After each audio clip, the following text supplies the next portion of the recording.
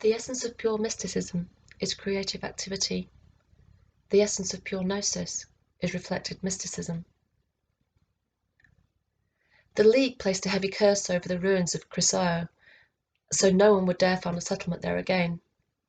The burned bare ground serves as a permanent warning to anyone who thinks they have a right to control the oracle, and the rich road to Delphi is kept safe for anyone wishing to come here. Of those there are many, and the length of the road bears witness to their devotion with countless dedications and statues of the gods.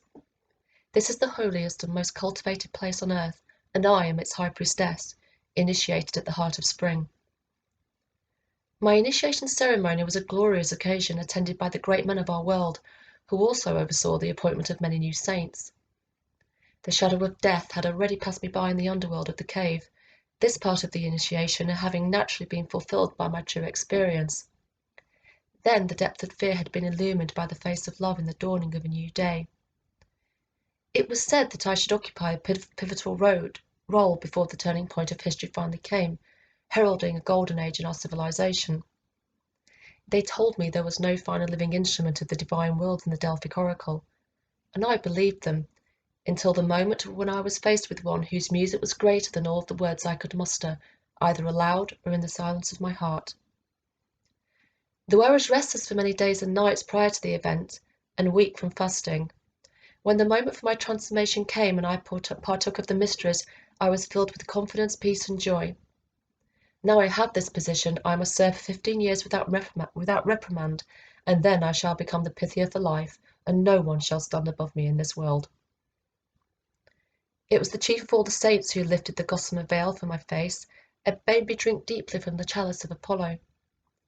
The perfectly proportioned vessel, an item of matchless value and prestige, was fashioned of finely beaten gold and studded with pearls and onyx, which mirrored the torchlight so brilliantly that the cup appeared as a glowing flame to all who saw it. When I drank the god, a priest stepped forward and placed a leafy diadem upon my head that was scented with the sacred flower of Parnassus. He gestured for me to look into the holy waters of Delphi, where I saw reflected the cosmic path of Psyche as it was mapped by planets and stars.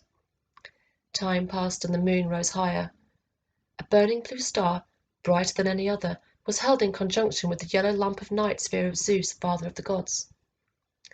Something then occurred which delivered a profound shock to me.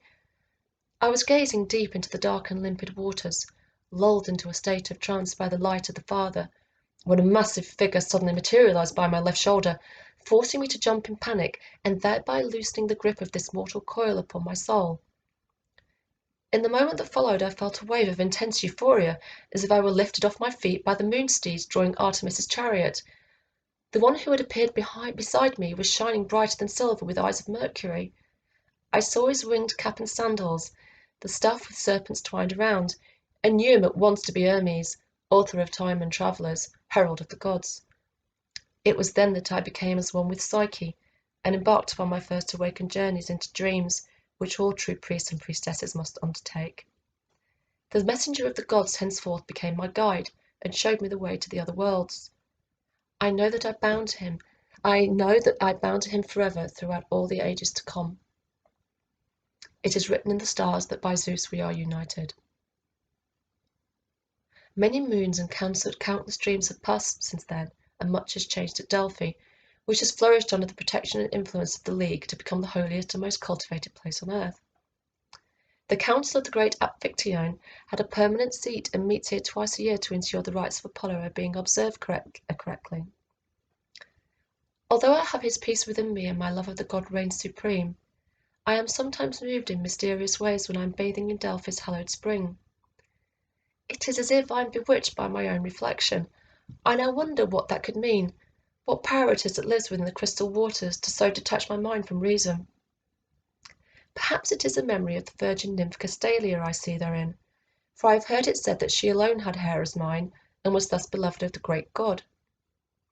I wonder then if Apollo looks upon me as he did her, and it must be with this vain notion that I am captivated further by sweetest Aphrodite, she of the invincible will.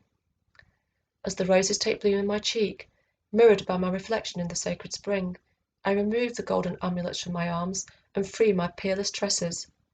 They fall about me in silken coils, caressing my body like trains of spun gold thread. You are lovely as only a Naiad nymph could be, my sister Erato told me as we sat beside the pool one summer's eve. It appeared as a sea of molten gold in the rosy late sunlight. More often these days do the sisters comment on my beauty, and I wonder whether I have changed somehow for them to say such things. Beloved of Apollo, would sing lovely Melpomene as we began our bathing rites, what fire of Olympus has brought you to these sacred waters? I think then of all the tragedies which might befall the virgin bride of a jealous god, whilst the women soup Castalia's cold crystal waters into vase-like shells, and wash the shadows of the earth from my body. When I leave the spring I am clean and free of untoward passion, free to meet any query with pure and perfect reason. Any man who comes to Delphi with the intention of consulting the oracle must also wash the debris of life from out of his hair, as I have done. I await the supplicants whilst seated on Apollo's great tripod. Many who arrive here from their long and arduous journeys are awash with fears at the thought of being in God's presence, and the highly charged atmosphere of the temple does little to calm their nerves. Nor am I much help to them on this account, for I have my own trials to face, high on my precarious seat that is placed above the abyss, which emits a formidable stench from the rotting body of the python that was cast within it. The doors are closed, but there is space inside for many, and no longer is the oracle restricted to speaking only on Apollo's birthday, as in time gone by.